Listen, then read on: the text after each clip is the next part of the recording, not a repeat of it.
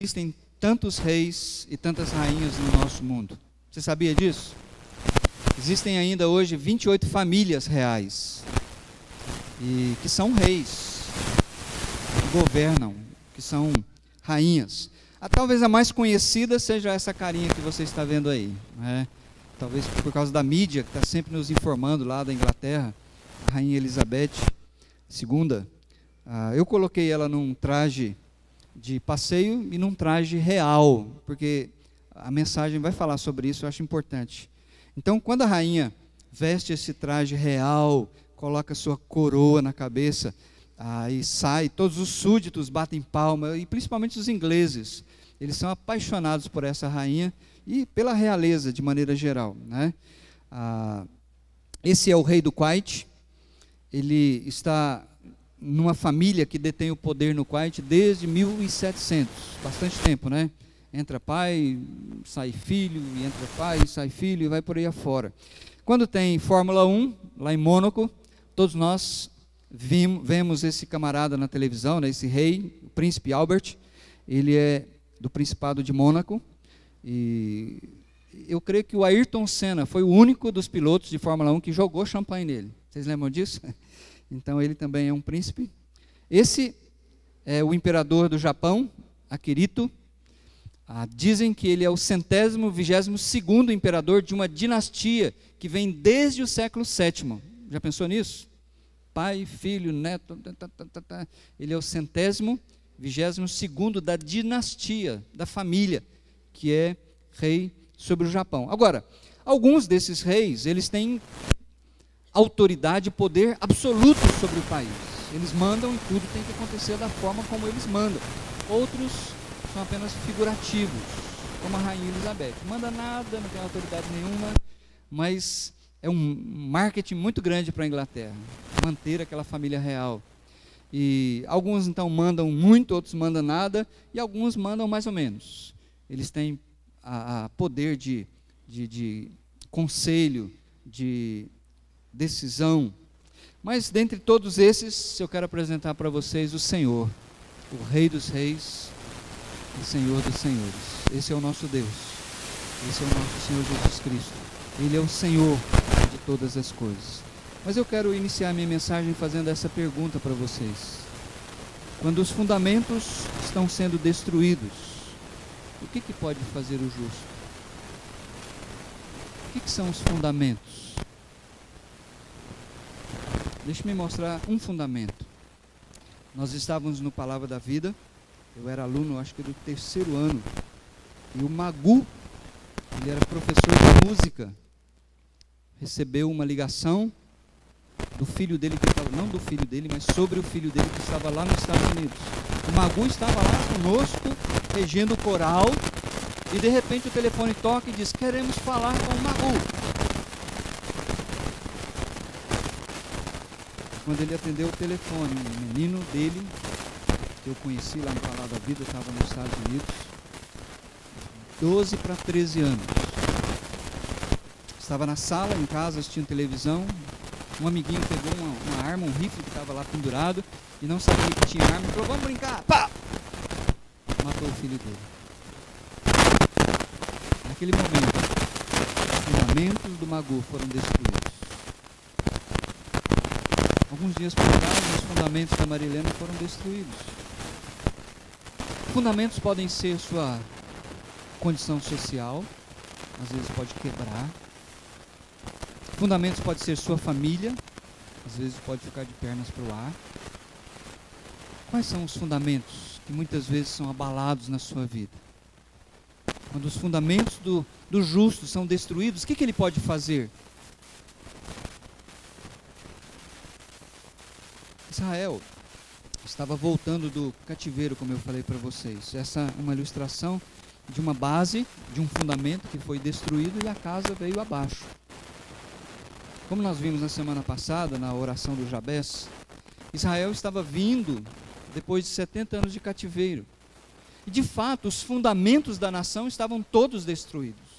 Eles não tinham mais um rei, eles não tinham mais as leis, eles não sacrificavam mais no templo, porque nem o templo eles tinham mais.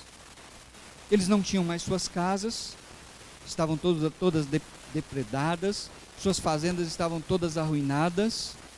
E esse Salmo 93 foi escrito neste contexto, dos fundamentos da nação totalmente demolidos, destruídos. Então, num momento como esse, o que resta para o justo? O que o justo pode fazer? Então, o salmista escreveu esse cântico e começou a ensinar o seu povo a cantá-lo, para que os seus olhos saíssem dos fundamentos destruídos e os seus olhos fossem levantados aos céus. E a Bíblia então nos diz assim: o Senhor reina, vestiu-se de majestade vestiu-se o Senhor, e armou-se de poder. O mundo está firme e não se abalará. O teu trono está firme desde a antiguidade. Tu existes desde a eternidade. As águas se levantaram, Senhor. As águas levantaram a voz. As águas levantaram seu bramido. Mais poderoso do que o estrondo das águas impetuosas, mais poderoso do que as ondas do mar, é o Senhor nas alturas. Os teus mandamentos permanecem firmes e fiéis. A santidade do Senhor é o ornamento perpétuo da tua casa. Amém? Neste salmo tão pequeno, mas tão singelo, tão profundo, o Senhor, ele é exaltado como rei. Embora a nação estivesse chegando numa terra desolada, numa terra totalmente varrida pela catástrofe, o salmista está dizendo para o seu povo: existe um rei, e ele reina. E nós temos que voltar os nossos olhos para ele, não agora no domingo, como eu sempre brinco com vocês, quando nós estamos cheirosos, tudo está tranquilo. No domingo é dia de nós aprendermos essa verdade, mas é durante a semana, quando o telefone toca e diz: Magu, os seus fundamentos foram destruídos. E aquele homem chorando, ele pôde dizer: Deus é bom. E ele voltou para os Estados Unidos para velar o filho dele. O salmista, ele exulta a soberania de Deus que está entronizado acima dos dilúvios. E ele habita num templo santo. E ao escrever esse salmo, talvez nem sabendo, mas ele anteviu um dia, quando o Senhor virá, e ele estabelecerá o seu trono aqui neste mundo. Ele vai ser rei, de direito e de fato, aqui neste mundo. Vamos ver algumas questões importantes desse salmo para nós. Primeiro, o salmista vai falar sobre o reinado deste rei. Ele reina, ele está assentado no seu trono. Deus, então, ele é apresentado como um rei que reina do seu trono, cheio de majestade, cheio de glória e poder. Vamos vasculhar a Bíblia comigo para ver alguns versículos para fundamentar esta ideia. Volta algumas páginas para trás, Salmo 47. Olha o que diz. O Salmo 47, o verso 1 e o verso 2. Batam palmas, vocês, todos os povos, aclamem a Deus com cantos de alegria. Por quê? Pois o Senhor Altíssimo é temível, é o grande rei sobre toda a terra.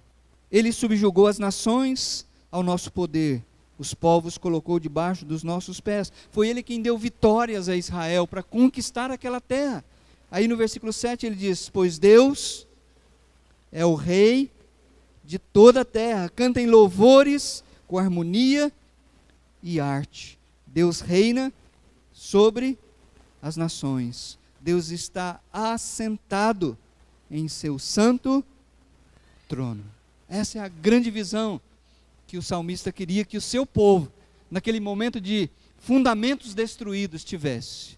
O nosso Deus, ele continua sendo Deus. Ele está assentado no seu trono. E Zacarias tem uma palavra muito legal para a gente. Vai algumas páginas para frente, quase pertinho de Mateus. Se você chegar em Mateus, é só voltar algumas páginas e você chega em Zacarias. capítulo 14. Ele fala que esse rei um dia virá e será rei, assentando no trono em Jerusalém, e governará a terra inteira. Zacarias 14, verso 9. Olha o que ele diz. O Senhor, o que diz aí na sua palavra? O Senhor será rei de toda a terra. Naquele dia haverá um só Senhor, e o seu nome será o único nome, digno de louvor, de respeito, de adoração. Nós sabemos que esse Senhor é Deus, é Yahvé, mas o Novo Testamento nos apresenta que esse Yahvé é o próprio Senhor Jesus, aquele que veio e entregou sua vida na cruz. Pula comigo lá para Apocalipse capítulo 11 primeiro, a proclamação deste reino que será do Senhor Jesus. Apocalipse 11, verso 15, diz a palavra do nosso Deus assim, 11, 15. O sétimo anjo tocou a sua trombeta, e houve fortes vozes nos céus que diziam: o reino do mundo se tornou do nosso Senhor e do seu Cristo, e ele reinará para todo sempre. Há uma proclamação, e o capítulo 19, vai algumas páginas para frente, mostra o Senhor Jesus então vindo para vindicar o reino dele, o trono dele. Ele vem agora, não para oferecer o seu reino, ele vem para exigir o seu trono, o trono do seu pai Davi, de acordo com as promessas que estão elencadas. A partir do versículo 11, João tem uma visão maravilhosa. Ele diz assim, 19:11, vi os céus abertos, e diante de mim um cavalo branco, cujo cavaleiro se chama Fiel e Verdadeiro. Ele julga e guerreia com justiça. Ele apresenta esse cavaleiro vindo com duas figuras, como juiz e como guerreiro. E diz mais, seus olhos são como chamas de fogo, e em sua cabeça há muitas coroas, diademas, ou seja, uma coroa, muitas diademas. E um nome que só ele conhece, e ninguém mais, está vestido com um manto tingido de sangue, e o seu nome é Palavra de Deus, ou Logos de Deus, o Verbo de Deus. Os exércitos dos céus o seguiam, vestidos de linho fino, branco e puro. Por esta informação, nós entendemos que esse exército dos céus é a igreja. Somos nós que subimos no arrebatamento, fomos encontrar com o noivo, tivemos as bodas do Cordeiro. Enquanto isso aqui na terra está acontecendo 7 anos de tribulação, onde Satanás governará com o seu poder, usando um instrumento chamado anticristo, um líder político e um falso profeta, um líder religioso, e nós estaremos lá no céu. Passado esses 7 anos de tribulação, aí é essa cena que João está vendo. O Senhor Jesus vai vir para reivindicar o seu trono. E esse exército, que diz a palavra, cadê aqui, estou perdido, 14, os exércitos dos céus o seguiam, vestidos de linho fino, branco e puro. Essa descrição nomeia os santos, os crentes, aqueles que foram lavados pelo sangue do Cordeiro do Senhor Jesus, e montados em cavalos brancos. De sua boca sai uma espada afiada, com a qual ferirá as nações. Lembra que a espada não é que ele está vindo com a espada na boca dele, é uma figura de linguagem para descrever o poder da sua palavra, que corta, que mata, um julgamento. Ele não está vindo para dizer, gente, eu sou um rei, quem me quer aceitar? Quem quer aceitar Jesus como rei? Não, ele vai vir com poder para julgar a incredulidade do mundo. E diz a palavra, ele pisa o lagar do vinho, pulei aqui, ele as governará com cetro de ferro. Ele pisa o lagar do vinho do furor da ira do Deus Todo-Poderoso. Em seu manto e em sua coxa está escrito este nome: Rei dos Reis, Senhor dos Senhores. Então o salmista, lá no Salmo 93, ele vai apresentar algumas qualidades desse rei para nós. A primeira delas é a sua majestade. Volta correndo comigo para lá. Ele diz assim, O Senhor reina, vestiu-se de majestade. Por isso eu coloquei a Elizabeth ali vestida de passeio, de gala, mas também vestida com seu traje majestoso. Nós conhecemos muitas histórias de reis que, para passear no seu reino, sem ser percebido, o que eles faziam? Eles se vestiam como um camponês. Se você ler o livro de Cantares, você vai perceber isso. Um dia, Salomão foi dar uma vistoria nas suas vinhas, e ele foi vestido como um camponês. Ele viu uma menina e ele ficou extremamente atraído por ela, era sunamita. E ela conversou com ele, de boa, olhando nos olhos dele, falando que ela era uma menina que cuidava dos rebanhos, os irmãos dela até judiavam dela, por isso que ela falou assim: olha, não repara que a minha pele está queimada, não é porque meus irmãos me puseram aqui para cuidar dos rebanhos. Ela conversou com Salomão como se fosse um homem qualquer. Mas de repente, Salomão a leva para o palácio, e ela fica toda desajeitada, quando ela vê que aquele camponês era o rei de Israel, era Salomão.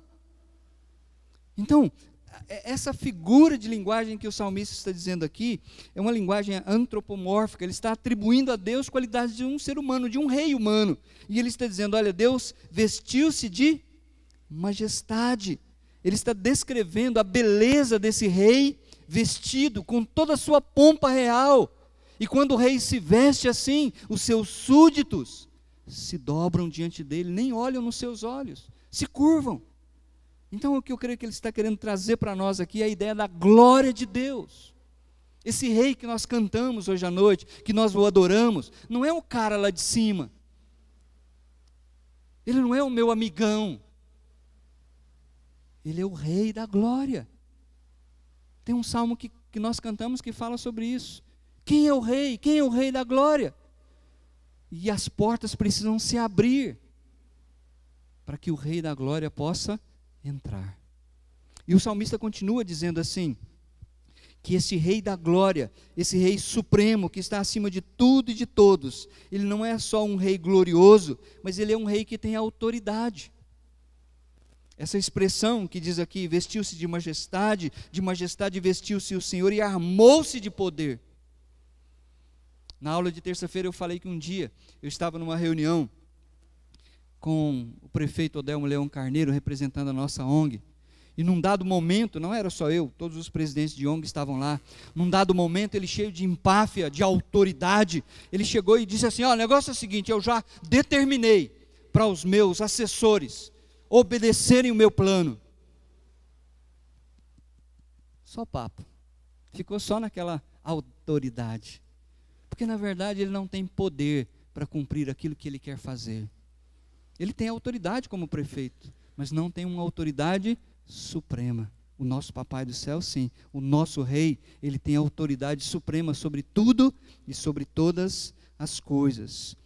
Leia o capítulo 1 de Gênesis, e você vai ver Deus ali apresentado como Elohim, que significa o Deus Todo-Poderoso. E diversas vezes você vai ouvir a palavra de Deus dizendo assim: e disse Deus, haja luz, e houve luz. E disse Deus, o poder criador de um Deus supremo, que ninguém pode se igualar a Ele. Por isso, Ele tem uma singularidade que nenhum outro rei tem, porque os reis, centésimo, 22º rei, por quê? Porque eles vão morrendo e tem que alguém substituí-lo.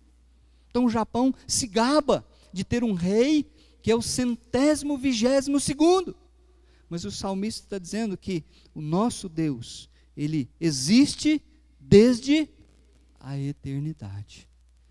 Então quando você vier adorar a Deus, entenda isso. Você não está cantando para o cara lá de cima, para o nosso irmãozão. Você está adorando um Deus todo-poderoso, cheio de majestade, que tem o controle de todas as coisas nas suas mãos. O salmista também diz sobre o seu poder.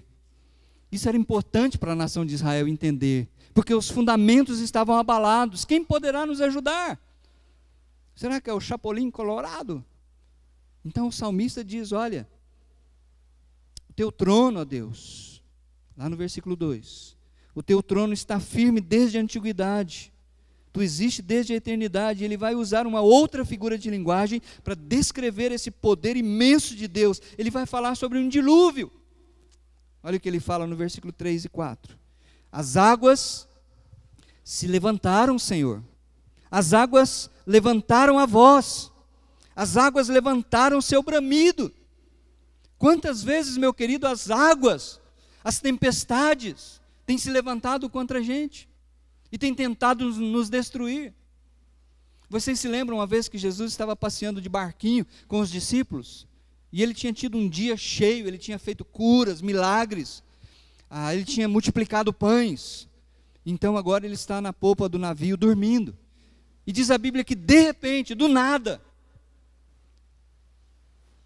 alguns comentaristas dizem que Satanás soprou forte naquela noite.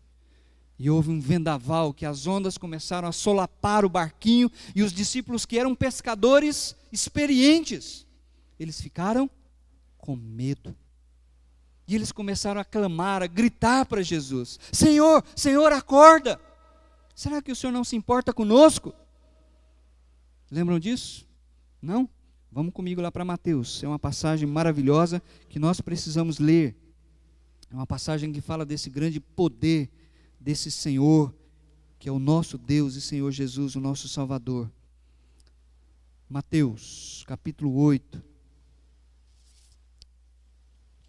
O capítulo 8 e capítulo 9 são várias curas, várias manifestações de poder de Jesus. Por quê? Porque no capítulo 5, 6 e 7, ele falou para Israel que ele era o Messias. Tudo bem, você é o Messias? Ok. Mostra para nós que você é o Messias. Então, nos capítulos 8 e 9, Mateus fez questão de ajuntar vários milagres que evidenciavam para a nação de Israel que Jesus era o Rei, o Messias. Ele curou leprosos, ele fez grandes coisas. E aqui nesse versículo, a partir do versículo 23, entrando ele no barco, seus discípulos o seguiram. De repente, uma violenta tempestade abateu-se sobre o mar, de forma que as ondas inundavam o barco. Jesus, porém, dormia. Os discípulos foram acordá-lo, clamando: Senhor, salva-nos, vamos morrer. Ele perguntou: por que vocês estão com tanto medo, homens de pequena fé? Então ele se levantou e repreendeu os ventos e o mar, e fez-se completa bonança. Os homens ficaram perplexos, boquiabertos, estupefatos, e perguntaram: quem é este, que até os ventos e o mar lhe obedecem? No contexto bíblico e do mundo antigo, as ondas, o mar, representavam o medo, o desconhecido, e ninguém tinha condições de dominá-lo. Mas o salmista está dizendo: olha, o nosso Deus, Ele é grande e poderoso. Ele diz assim no versículo, volta comigo para lá, ele diz no versículo seguinte, 4, do que o estrondo das águas impetuosas, mais poderoso do que as ondas do mar, é o Senhor nas alturas. Você já foi abalado por alguma tempestade na sua vida? Se ainda não foi, glória a Deus. Mas quando você for, não estou jogando praga aqui não, mas em nome de Jesus, porque as ondas impetuosas destruíram Israel, e é isso que o salmista está dizendo: tirem os olhos do vendaval, tirem os olhos da destruição, porque o Senhor reina, Ele é todo poderoso. É interessante que ele também vai mostrar o poder desse Deus todo-poderoso, falando sobre 3 realidades que não se abalam. Olha comigo, primeira delas, o mundo, lá no versículo, estão aí comigo? No finalzinho do versículo 1, o que diz? O mundo está firme e não se abalará. Esse mundo, esse universo, ele só não é destruído porque há um Deus que tem tudo isso nas suas mãos. O deísmo surgiu na França no século XVIII, porque eles não podiam conceber a ideia de um Deus que se revela para nós. Então os filósofos e teólogos fizeram um Deus à sua imagem e semelhança, chamado deísmo. O que significa isso? O deísmo, dentro da filosofia e teologia, significa um Deus que criou, sim, mas ele abandonou esse mundo ao Deus dará, a sorte. Esse não é o Deus da Bíblia. Nosso Deus é rei, ainda hoje, ele continua reinando sobre todas as coisas. O escritor de Hebreus vai falar sobre Jesus, dizendo que ele fez a purificação dos pecados e assentou-se à destra da majestade nas alturas. Aquele que sustenta todas as coisas pelo poder da sua palavra. Então, glorifica a Deus, porque esse mundo está firme e não se abalará. Segundo lugar, fala do trono dele. O trono de Deus não se abala. Nações, imperadores podem tentar, mas não conseguem. Por mais que eles queiram, o trono de Deus está firme desde a antiguidade. Nabucodonosor teve que reconhecer isso. Ele teve que passar por uma loucura para que Deus então humilhasse e ele pudesse entender. Agora eu sei que há um Deus no céu que faz tudo aquilo que a sua vontade quer. E por último, os mandamentos de Deus. Olha que segurança para nós. Nós não temos palavra.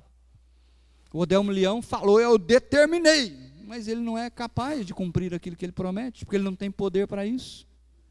Mas a Bíblia diz que os mandamentos de Deus, a palavra dele, permanece firme. Isaías, capítulo 40, não precisa ir lá, ele está fazendo um contraponto, um contraste, e ele diz assim, toda carne é como a erva, como a flor da erva. Quando Deus sopra o seu hálito nessas flores belas, o que acontece? Elas murcham, morrem, mas a palavra do nosso Deus permanece para sempre, porque Deus, ele é todo poderoso. Por último, ele falou da sua majestade, ele falou do poder desse rei, agora ele vai falar do caráter desse rei, dizendo para Israel e para nós, podemos confiar nele, ele nunca vai falhar conosco, ele não vai nos deixar na mão. Olha o que diz lá no versículo 5, os teus mandamentos permanecem firmes e fiéis, a santidade, Senhor, é o ornamento perpétuo da tua casa. Eu quero pegar essa última palavra, depois dos mandamentos que permanecem firmes, fiéis. A santidade do Senhor é o vestimenta, é a roupa perpétua da tua casa. Então, duas questões que eu quero enfatizar. Sua fidelidade. Creia nessa verdade. Olha o que a Bíblia diz. Se somos infiéis, e muitas vezes nós somos, na verdade. E aí então Deus diz, olha, Belém, Belém, quer nem saber de você. É isso que a Bíblia diz? Não. Se somos infiéis, Ele permanece fiel, pois não pode negar-se a si mesmo. Salvação é pela graça dEle, graças a Deus por isso. Não depende da nossa fidelidade. Tem uma música que eu queria ensinar na terça-feira, eu acabei esquecendo, mas depois eu lembrei. A música diz assim, que lá no céu vai estar cheio, povoado de gente fiel. E eu falei, misericórdia, vai estar, não tem ninguém lá, ué. Porque se depender da nossa fidelidade para ir lá para o céu, nós não vamos. Se somos infiéis, Ele permanece fiel. Eu fiquei maravilhado com esse texto, eu quero ler com você, que mostra a fidelidade desse Deus. Josué, capítulo 24, volta algumas páginas para trás. Josué, capítulo 24. Olha o discurso desse homem, que Deus usou para conduzir o seu povo e tomar posse da terra prometida. Josué, capítulo 24. Ele diz assim,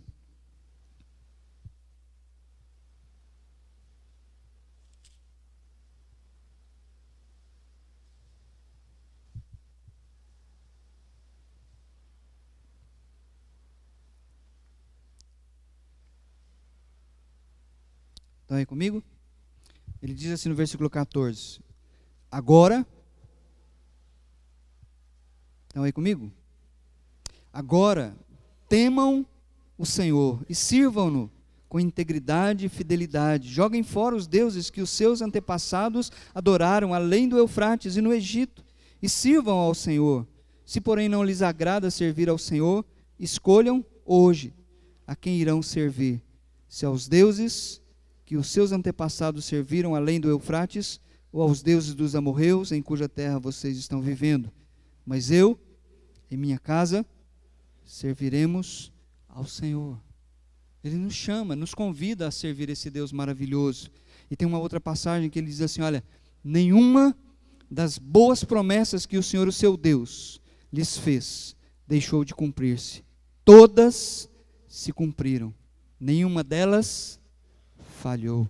Deus tem feito grandes promessas, nós podemos abraçar essas promessas sem medo, porque Ele é fiel. E a segunda verdade sobre o caráter de Deus que é fiel é a sua santidade. Então ele diz assim, olha, sejam santos, porque eu, o Senhor, sou santo. Se você voltar rapidinho comigo para lá, e a gente não vai mais passear na Bíblia, ele diz, olha, a santidade do Senhor é o ornamento perpétuo da sua casa. A casa de Deus, não as paredes, mas o povo dele hoje. O que veste o povo de Deus hoje é a santidade de Deus. E nós precisamos levar isso a sério. Israel estava voltando dos 70 anos de cativeiro, como eu falei, todo destruído, todo arrebentado. E diante disso, o que eles podiam fazer? Qual era a decisão? Se você ler o Salmo 11, o conselho das pessoas para o rei Davi naquela época era: fuja, não tem como. Mas o salmista está dizendo: levanta os olhos para o céu. Existe um rei. Esse rei reina, soberano. Ele tem todas as coisas sob controle. Por isso, quando os seus fundamentos forem destruídos, não se desespere. Confie, fique firme, porque Deus está no controle. Eu quero terminar fazendo duas aplicações. A primeira está lá no Salmo 2. Volta algumas páginas para mim, rapidinho. Salmo 2. Esse também é um salmo real. É um salmo que apresenta o Filho de Deus como rei. Salmo 2. Deixe-me ler o salmo. Por que se amotinam as nações? E os povos tramam em vão? Os reis da terra tomam posição e os governantes conspiram unidos contra o Senhor e contra o seu ungido. E dizem: façamos em pedaços as suas correntes, lancemos de nós as suas algemas. Do seu trono dos céus, o Senhor põe-se a rir e a caçoar deles.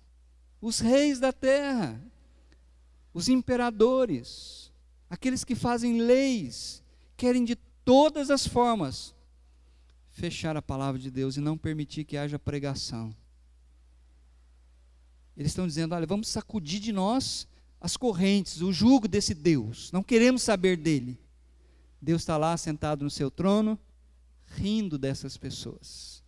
E diz o versículo seguinte: em sua ira, Deus os repreende, e em seu furor os aterroriza, dizendo: eu mesmo estabeleci o meu rei em Sião, no meu santo monte. Proclamarei o decreto do Senhor. Ele me disse: tu és meu filho, eu hoje te gerei. É por isso que Jesus, ou é por isso que Deus se fez homem. Porque há uma promessa de que ele precisa assentar-se num trono físico do pai dele, humanamente falando, Davi. Então Deus já proclamou isso aqui: tu és meu filho, eu hoje te gerei, quando ele nasceu da Virgem Maria. Pede-me e te darei as nações como herança, e os confins da terra como a tua propriedade. Tu as quebrarás com vara de ferro, e as despedaçarás como um vaso de barro. Isso vai acontecer. Isso vai acontecer. A verdade é que hoje, Deus, soberanamente, Ele não é rei na vida de muitas pessoas que não querem. Porque Deus, por enquanto, Ele está oferecendo para ser o Salvador. Mas vai chegar um dia que Ele vai vir para pisar na cabeça dos incrédulos. Maravilhoso Ele faz. Beijem o Filho, para que Ele não se ire e vocês não sejam destruídos de repente, pois no instante acende a sua ira. Como são felizes todos os que nele se refugiam. Hoje à noite é dia da gente beijar o Filho. Graças a Deus, porque nós temos confessado Ele como nosso Rei. Embora muitas vezes, como eu falei, na nossa desobediência, a gente não permite que Ele reina em todas as áreas da nossa vida. Bobeira nossa, porque Ele continua sendo Rei. Então hoje à noite, vamos parar e vamos dizer: Senhor, eu quero confessá-lo como Deus, Senhor, Rei, cheio de majestade, cheio de poder, que o Senhor tem um caráter fiel e santo, e eu quero ser como o Senhor na minha vida. Segunda aplicação que eu tenho para fazer vem lá do navio Titanic. Eu achei muito interessante essa minha pesquisa e leitura. Talvez você já saiba disso. Mas há muito tempo eles discutiam como foi que o navio Titanic foi para o fundo, porque ele foi feito para ser um navio indestrutível. E haviam várias teorias. Uma delas dizia que o navio partiu-se ao meio. A empresa que construiu bateu o pé e falou: de jeito nenhum, é impossível. Depois de muitos mergulhos, descobriram duas partes do navio. E descobriram que ele realmente, quando bateu no iceberg, e que ele encheu de água, com mais de 25 mil toneladas de água, ele realmente partiu. Foram fazer pesquisas e descobriram que o aço que eles fizeram o navio era um aço impuro. Havia impurezas. Então não era um aço digno de fidelidade, porque tinha impurezas na vida dele. Eles descobriram enxofre e fósforo. Por isso não era resistente. Meus queridos, Deus tem nos chamado para ser puros, para ser santos, para jogar fora as impurezas da nossa vida. E isso é passo a passo, paulatinamente, confessando nossos pecados, buscando o poder do Espírito Santo para a gente viver e ser aquilo que Deus quer que cada um de nós sejamos. Amém por isso? Então, cuidado, para que a gente não esteja navegando na nossa vida e, se há impurezas e há um iceberg na frente, a gente pode bater e a nossa vida pode rachar, quebrar, e a gente vai lá para o fundo do mar. Eu não creio que a gente perde salvação, porque ela está baseada na fidelidade de Deus. Mas a gente pode perder tantas bênçãos, não é mesmo? A gente pode perder tantas coisas boas que Deus tem preparado para nós. Tem mais uma música que eu quero cantar com vocês hoje à noite. É uma música bem antiga. A gente cantava lá no Bom Jesus. Mas eu quero convidar você para expressar o seu amor para o Rei. Um Rei que é trino, Pai, Filho e Espírito Santo. Deus de amor. Lembra, Zé?